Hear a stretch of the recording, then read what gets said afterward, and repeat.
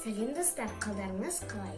Бүгін мен сіздерге жыл мезгілдері деген ертегіні оқып беремін. Әдебиеттік оқуда. Ғасыр бабаның жыл атты жалғыз ұлы болыпты. Жыл 4 перзент сүйіпті. 2 ұл, 2 қыз. Үлкені қыз, шатақ мінезді, әдесі мә деген сотқарлау қиқар болыпты. Содырлау болғанымен, әкесі оны бірбекейлігі, шымырлығы үшін жақсы көріпті.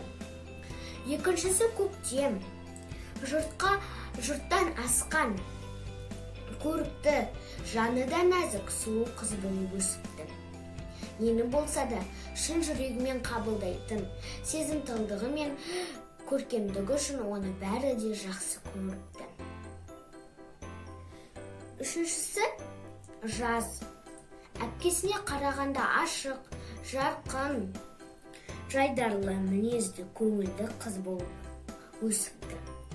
Ол аузын ашса, көмейі көрінетін адалдылығы мен таңғы шықтай мөлдір пәктігі мен көпке ұнапты.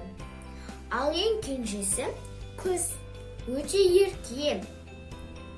Сәл нәрсеге бола ренжіп, бұртиып қабағын түйе қалады екен.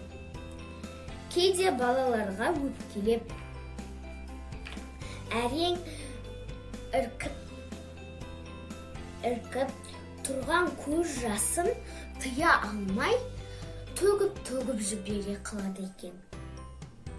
Әйтсе де, күзді жомарттылығы мен ақ көңілдігі үшін бәрі де ұнатыпты.